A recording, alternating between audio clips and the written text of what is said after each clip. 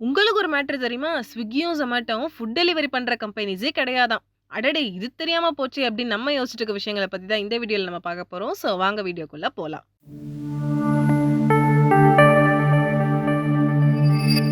So நான் முன்னாடியே சொன்ன மாரி Swiggy அண்ட் Zomato எல்லாமே ஃபுட் டெலிவரி பண்ற கம்பெனி கிடையாது. ஆக்சுவலா அது ஒரு டேட்டா கலெக்ஷன் பண்ற கம்பெனி. ஃபார் எக்ஸாம்பிள் இப்ப Swiggyக்கோ இல்ல Zomatoக்கோ நீங்க எப்பலாம் பிரியாணி சாப்பிடுவீங்க, எப்பலாம் பரோட்டா சாப்பிடுவீங்க, இல்ல நூடுல்ஸ் சாப்பிடுவீங்க இதெல்லாம் தெரியும். அதேபோல ஒவ்வொரு ஹோட்டல்ஸ்லயும், ரெஸ்டாரண்ட்ஸ்லயும் எவ்ளோ இட்லி போடுறாங்க, எவ்ளோ பரோட்டா போடுறாங்க, எவ்ளோ கிலோ பிரியாணி போடுறாங்க, இது எல்லாமே அந்த டேட்டாவ அது கலெக்ட் பண்ணி வச்சுக்கும். இப்ப ஏதோ ஒரு நாள் ஒரு ஹோட்டல்ல பிரியாணியோ, இல்ல பரோட்டாவோ, இட்லியோ கம்மியா போயிருக்குன்னா, அது அந்த ஓனருக்கே தெரியாம போறதுக்கு வாய்ப்பு இருக்கு. ஆனா, இந்த ஃபுட் டெலிவரி ஆப்பான Swiggyக்கும், Zomatoக்கும் அது தெரியும். ஸோ இவங்க உடனே அந்த டேட்டாவ அந்த ஹோட்டலுக்கோ, இல்ல ரெஸ்டாரண்ட்க்கோ பாஸ் பண்ணுவாங்க. இந்த மாரி உங்க கடையில இது இன்னைக்கு கம்மியா தான் போயிருக்கு. அண்ட் இவ்ளோ நேரத்துல இன்னும் உங்க கடையோட க்ளோசிங் டைம். ஸோ நீங்க உங்ககிட்ட இருக்கிற ஃபுட்ட எங்ககிட்ட ஆஃபர் பிரைஸ்ல சேல் பண்ண முடியுமா? அப்படின்னு கேட்பாங்க.